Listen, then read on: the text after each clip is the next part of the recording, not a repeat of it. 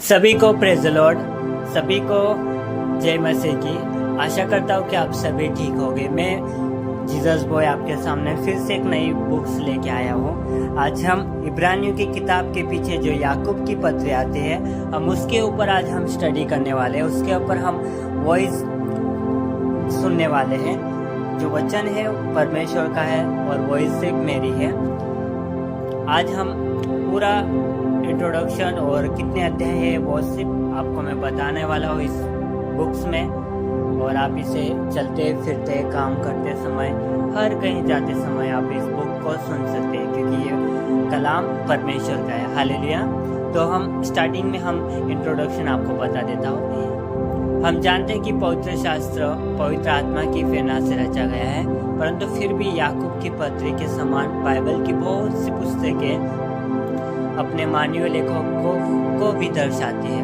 और जितना अधिक हम बाइबल की पुस्तकों को लेखकों के बारे में जानते हैं, उतना अधिक हम उनके संदेश को समझने और उसकी व्याख्या करने के लिए तैयार हो जाते हैं। इसलिए हमें इस विषय में जितना अधिक बहुत सीखना चाहिए कि याकूब की पत्री किसने लिखी थी। हम आगे जानेंगे कि याकूब की पत्री के लेखक की जांच करने के लिए हमें दो विषयों पर ध्यान देंगे। पहला हम इस पारंपरिक दृष्टिकोण की खोज करेंगे कि यीशु के छोटे भाई याकूब ने यह पत्र लिखी थी। दूसरा, हम लेखकों के व्यक्तिगत इतिहास की खोज करेंगे। आइए इन विषयों की पारंपरिक दृष्टिकोण देखते हुए आरंभ करें। याकूब एक अध्याय और एक में हम इस पत्री को साधारण के कथन के साथ आरंभ करते हैं। परमेश्वर की और प्रभु यीशु मसीह के दास याकूब की ओर उन 12 गोत्रों को जो तितर बितर होकर रहते थे नमस्कार पहुँचे। तो इस वचन के द्वारा हमको पता चलता है कि ये किताब याकूब ने लिखी थी। हालेलुया। और ये किताब लगभग 44 ईस्वी सन के करीबन लिखी गई थी, जब हेरोदस राजा और अग्रिपा के समय जो यीशु का क्रूस पर चढ़ाए के जाने के बाद इस किताब को सताव काफ़ी तेज़ी से सताव हो रहा था, फिर ये किताब लिखी गई थी। हालेलुया। तो मैं आप सभी को बता देना चाहता हूँ कि इस किताब में टोटल 5 अध्याय है और हम सबसे पहले अध्याय से हम स्टार्ट करेंगे। याकूब की पहला अध्याय, परमेश्वर की और प्रभु यीशु मसीह के दास याकूब की ओर से उन 12 गोत्रों को जो तितर बितर होकर रहते थे नमस्कार पहुँचे। हे भाइयों, जब तुम नाना प्रकार की परीक्षाओं में पढ़ो तो इसके पूरे आनंद की बात समझो, यह जानकर कि तुम्हारे विश्वास के परखे जाने से धीरज उत्पन्न होता है। पर धीरज को अपना पूरा काम करने दो कि तुम पूरे और सिद्ध हो जाओ और तुम में किसी बात की घटी न रहे। पर यदि तुम में से किसी को बुद्धि की घटी हो तो परमेश्वर से मांगे, जो बिना उलाहना से दिए सबको उदारता से देता है और उसको दी जाएगी। पर विश्वास से मांगे और कुछ संदेह न करे, क्योंकि संदेह करने वाला समुद्र की लहर के समान है, जो हवा से बहती और उछलती है। ऐसा मनुष्य यह न समझे कि प्रभु से कुछ मिलेगा। वह व्यक्ति दुचिता है और अपनी सारी बातों में चंचल है। दीन भाई और अपने ऊंचे पद पर घमंड करे और धनवान अपनी नीची दशा पर, क्योंकि वह घास के फूल की तरह जाता रहेगा। क्योंकि सूर्य उदय होते ही कड़ी धूप पड़ती है और घास को सुखा देती है और उसका फल झड़ जाता है और उसकी शोभा जाती रहती है। इसी प्रकार धनवान भी अपने मार्ग पर चलते चलते धूल में मिल जाएगा।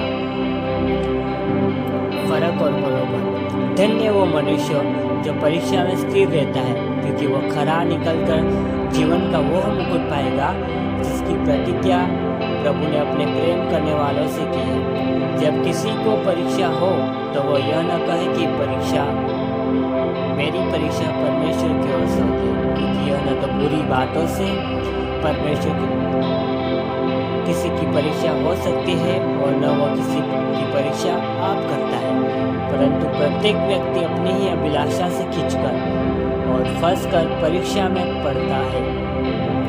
फिर अभिलाषा गर्भवती होकर पाप को जन्मती है और पाप जब बढ़ जाता है तो मृत्यु को उत्पन्न करता है। हे मेरे प्रिय भाइयों, धोखा न खाओ, क्योंकि हर एक अच्छा वरदान और हर एक उत्तम दान ऊपर से ही है और ज्योतियों के पिता की ओर से मिलता है, जिसमें न तो कोई परिवर्तन हो सकता है और न अदल बदल के कारण उस पर छाया पड़ती है। उसने अपनी ही इच्छा से हमें सत्य के वचन के द्वारा उत्पन्न किया, ताकि हम उसकी सृष्टि की हुई वस्तुओं में से एक प्रकार के प्रथम फल हो। हे मेरे प्रिय भाइयों, यह बात तुम जान लो कि हर एक मनुष्य सुनने के लिए तत्पर और बोलने में धीरे और क्रोध में धीमा हो, क्योंकि मनुष्य का क्रोध परमेश्वर के धर्म का निर्वाह नहीं कर सकता। इसलिए सारी मलिनता और भाव को बढ़ती को दूर करके उस वचन को नम्रता से ग्रहण कर लो जो हृदय में बोया गया और जो तुम्हारे प्राण का उद्धार कर सकता है।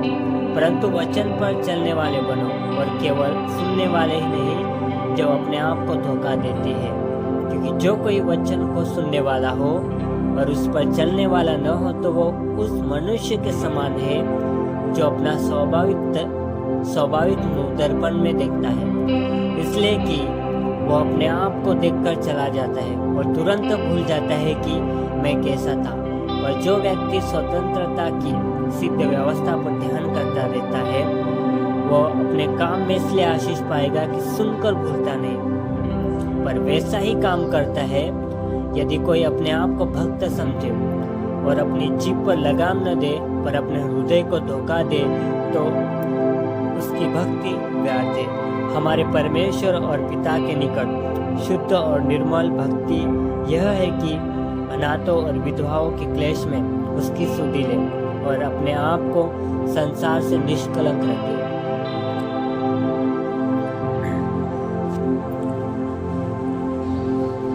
अध्याय 2, पश्चाताप के विरुद्ध चेतावनी। हे भाइयों, हमारे महिमा युक्त प्रभु यीशु मसीह पर तुम्हारा विश्वास पक्षपात के साथ न हो, क्योंकि यदि एक पुरुष सोने के छल्ले और सुंदर वस्त्र पहने हुए तुम्हारी सभा में आए और एक कंगाल भी मैले कुचले कपड़े पहने हुए आए और तुम उस सुंदर वस्त्र वाले का मुंह देखकर कहो तू वहाँ अच्छी जगह बैठ, और उस कंगाल से कहो तू यहाँ खड़ा रहो या मेरे पाँव के पास बैठ, तो क्या तुमने आपस में भेदभाव न किया और बुरे विचार से न्याय करने वाले न ठहरे? हे मेरे प्रिय भाइयों, सुनो, क्या परमेश्वर ने इस जगत के कंगालों को नहीं चुना कि विश्वास में धनी और उस राज्य के अधिकारी हो जिसकी प्रतिज्ञा उसने उनसे की है जो उससे प्रेम रखते हैं? पर तुमने उस कंगाल का अपमान किया। क्या धनी लोग तुम पर अत्याचार नहीं करते? और क्या वे तुम्हें कचहरियों में घसीट कर नहीं ले जाते? क्या वे उस उत्तम नाम की निंदा नहीं करते जिसके तुम कहलाते हो? तो भी यदि तुम पवित्र शास्त्र के इस वचन के अनुसार की तो अपने पड़ोसी से अपने समान प्रेम करो। सचमुच उस राज व्यवस्था को पूरी करते हो तो अच्छा ही करते हो, पर यदि तुम पक्षपात करते हो तो पाप करते हो और व्यवस्था तुम्हें अपराधी ठहराती है, क्योंकि जो कोई सारी व्यवस्था का पालन करता है परंतु एक ही बात पे चुक जाए तो वो सब बातों में दोषी ठहर चुका। इसलिए कि जिसके यह कहा तो व्यभिचार न करना, उसी ने यह भी कहा तो हत्या न करना। इसलिए यदि तूने व्यभिचार तो नहीं किया पर हत्या की, पवित्र व्यवस्था का उल्लंघन करने वाला ठहरा। तुम उन लोगों के समान वचन बोलो और काम भी करो जिनका न्याय स्वतंत्रता की व्यवस्था के अनुसार होगा, क्योंकि जिसने दया नहीं की उसका न्याय बिना दया के साथ होगा। दया के होगा, दया न्याय पर जयवंत होती है। हे मेरे भाइयों, यदि कोई कहे कि मुझे विश्वास है पर वह कर्म न करता हो तो उससे क्या लाभ? क्या ऐसा विश्वास कभी उसका उद्धार कर सकता है? यदि कोई भाई या बहन नंगे उगाड़े हो और उन्हें प्रतिदिन भोजन का घटी हो और तुम में से कोई उनसे कहे कुशल से जाओ, तुम गर्म रहो और तृप्त रहो, पर जो वस्तु देह के लिए आवश्यक है वो उन्हें न दो तो क्या लाभ? वैसे ही विश्वास भी यदि कर्म सहित न हो तो अपने स्वभाव में मरा हुआ है। वरन को यह कहता है तुझे विश्वास है और मैं कर्म करता हूँ, तो अपना विश्वास मुझे कर्म बिना तो दिखा, और मैं अपना विश्वास अपने कर्मों के द्वारा तुझे दिखाऊंगा। तुझे विश्वास है कि एक ही परमेश्वर है तो अच्छा करते हैं। दुष्टात्मा भी विश्वास रखते हैं और थरथराते हैं। पर हे निकम्मे मनुष्य, क्या तू यह भी नहीं जानता कि कर्म बिना विश्वास व्यर्थ है? जब हमारे पिता अब्राहम ने अपने पुत्र इसहाक की वेदी पर चढ़ाया तो क्या वो कर्मों से धर्मी नहीं ठहरा? अतः तूने देख लिया कि विश्वास उसके कामों के साथ मिलकर प्रभाव डाला है और कर्मों से विश्वास सिद्ध हुआ और पवित्र शास्त्र का यह वचन पूरा हुआ। अब्राहम ने परमेश्वर का विश्वास किया और यह उसके लिए धर्म गिना गया और वह परमेश्वर का मित्र कहलाया। इसी प्रकार तुमने देख लिया कि मनुष्य केवल विश्वास से ही नहीं वरन कर्मों से भी धर्मी ठहरता है। वैसे ही राहाब वेश्या भी जब उसने दूतों को अपने घर में उतारा और दूसरे मार्ग से विदा किया तो क्या कर्मों से धार्मिक नहीं ठहरी? अतः जैसे देह आत्मा के बिना मरी हुई है, वैसे ही विश्वास भी कर्म बिना मरा हुआ है। अध्याय 3, जीव को वश में करना। हे मेरे भाइयों, तुम में से बहुत उपदेशक न बने, क्योंकि जानते हो कि हम उपदेशक और भी दोषी ठहरेंगे, इसलिए कि हम सब बहुत बार चूक जाते हैं। जो कोई वचन में नहीं चुकता वही तो सिद्ध मनुष्य और सारी देह पर भी लगाम लगा सकता है। जब हम अपने वश में करने के लिए घोड़ों के मुंह पर लगाम लगाते हैं तो हम उनकी सारी देह को भी घुमा सकते हैं। देखो, जहाज भी यद्यपि ऐसे बड़े होते हैं और प्रचंड वायु से चलाए जाते हैं, कभी एक छोटी सी पतवार के द्वारा मालिक की इच्छा के अनुसार घुमाए जाते हैं। वैसे ही जीभ भी एक छोटा सा अंग है और वह बड़ी बड़ी ढींग मारती है। देखो, थोड़ी सी आग से कितने बड़े वन में आग लग जाती है। जीभ भी एक आग है। जीभ हमारे अंगों में अधर्म का एक लोक है और सारी देह पर कलंक लगाती है और जीवन गति में आग लगा देती है और नरक कुंड की आग से जलती रहती है। क्योंकि हर एक प्रकार के वन पशु पक्षी और रेंगने वाले जंतु और जलचर तो मनुष्य जाति के वश में हो सकते हैं और हो भी गए हैं, पर जीभ को मनुष्य में से कोई वश में नहीं कर सकता। वह एक ऐसी बला है जो कभी रुकती भी नहीं। वह प्राणनाशक विष से भरी हुई है। इसी से हम प्रभु और पिता की स्तुति करते हैं और इसी से मनुष्यों को जो परमेश्वर के स्वरूप में उत्पन्न हुए हैं शाप देते हैं। एक ही मुंह से धन्यवाद और शाप दोनों निकलते हैं। हे मेरे भाइयों, ऐसा नहीं होना चाहिए। क्या सोते के एक ही मुंह से मीठा और खरा जल दोनों निकलता है? हे मेरे भाइयों, क्या अंजीर के पेड़ में जैतून या दाख की लता में अंजीर लग सकते हैं? वैसे ही खारे सोते से मीठा पानी नहीं निकल सकता। स्वर्गीय ज्ञान, तुम में ज्ञानवान और समझदार कौन है? जो ऐसा हो वो अपने कामों को अच्छे चाल चलन में उस नम्रता सहित प्रकट करे जो ज्ञान से उत्पन्न होती है। पर यदि तुम अपने अपने मन में कड़वी डाह और विरोध रखते हो तो सत्य के विरुद्ध में घमंड न करना और न तो झूठ बोलना। यह ज्ञान वो नहीं जो ऊपर से उतरता है, वरन सांसारिक और शैतानी है। क्योंकि जहाँ डाह और विरोध होता है वहाँ बखेड़ा और हर प्रकार का दुष्कर्म भी होता है। पर जो ज्ञान ऊपर से आता है वो पहले तो पवित्र होता है, फिर मिलनसार, कोमल और मृदु भाव और दया और अच्छे फलों से लदा हुआ और पक्षपात और कपट रहित है। मिलाप कराने वाले धार्मिकता का फल मेल मिलाप के साथ होते हैं। अध्याय 4 संसार से मित्रता। तुम में लड़ाई और झगड़े कहाँ से आ गए? क्या उन सुख विलासों से नहीं जो तुम्हारे अंगों में लड़ते भिड़ते हैं? तुम लालसा रखते हो और तुम्हें मिलता नहीं, इसलिए तुम हत्या करते हो, तुम डाह करते हो और कुछ प्राप्त नहीं कर पाते। तुम झगड़ते और लड़ते हो, तुम्हें इसलिए नहीं मिलता कि मांगते नहीं। तुम मांगते हो और पाते नहीं, इसलिए कि बुरी इच्छा से मांगते हो ताकि अपने भोग विलास में उड़ा दो। हे व्यभिचारिणियों, क्या तुम नहीं जानती कि संसार से मित्रता करनी परमेश्वर से बैर करना है? अतः जो कोई संसार का मित्र होना चाहता है वो अपने आप को परमेश्वर का बैरी बनाता है। क्या तुम यह समझते हो कि पवित्र शास्त्र व्यर्थ करता है? जिस आत्मा को उसने हमारे भीतर बसाया है, क्या वो ऐसी लालसा करता है जिसका प्रतिफल डाह हो? वह तो और भी अनुग्रह देता है। इसी कारण यह लिखा है, परमेश्वर अभिमानियों का विरोध करता है पर दीनों पर अनुग्रह करता है। इसलिए परमेश्वर के अधीन हो जाओ और शैतान का सामना करो, तो वो तुम्हारे पास से भाग निकलेगा। परमेश्वर के निकट आओ तो वो तुम्हारे निकट आएगा। हे पापियों, अपने हाथ शुद्ध करो। हे दूषितों लोगों, अपने हृदय को पवित्र करो। दुखी हो और शोक करो और रोवो।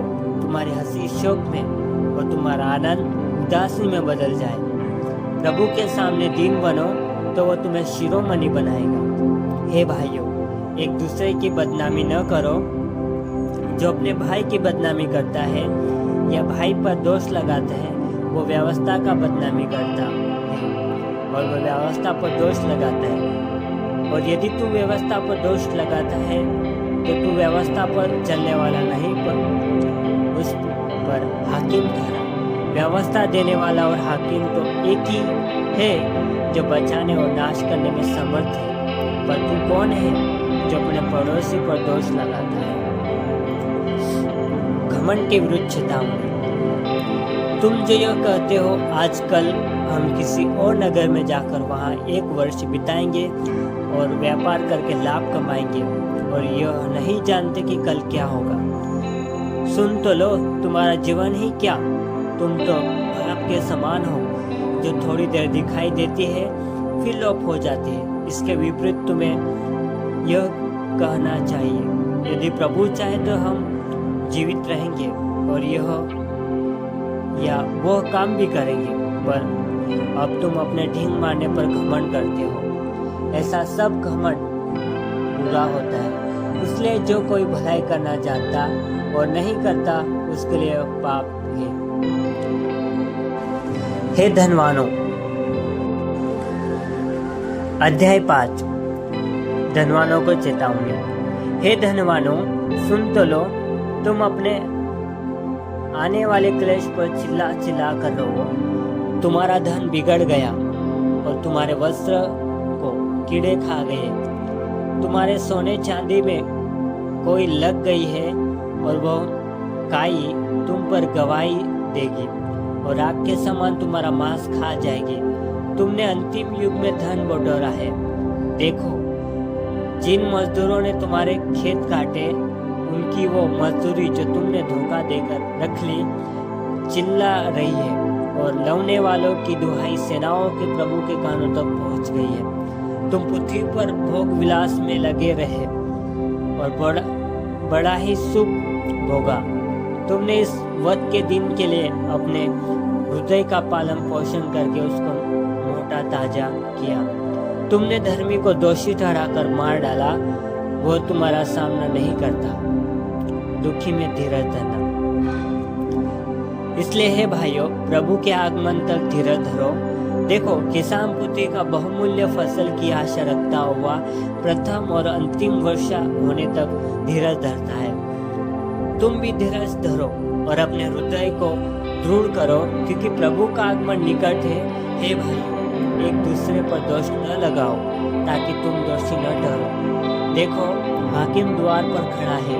हे भाइयों, जिन भविष्यवक्ताओं ने प्रभु के नाम से बातें की, उनको दुख उठाने और धीरज धरने का एक आदर्श समझो। देखो, हम धीरज धरने वालों को धन्य कहते हैं। तुमने अय्यूब के धीरज के विषय में तो सुना ही है, और प्रभु की ओर से जो उसका प्रतिफल हुआ उसे भी जान लिया है, जिससे प्रभु की अत्यंत करुणा और दया प्रकट होती है। पर हे भाइयों, सबसे श्रेष्ठ बात यह है कि शपथ न खाना, न स्वर्ग की, न स्वर की, न पृथ्वी की, न किसी और वस्तु की, पर तुम्हारी बातचीत हाँ कि हाँ और नहीं कि नहीं हो, कि तुम दंड के योग्य ठहरो न ठहरो।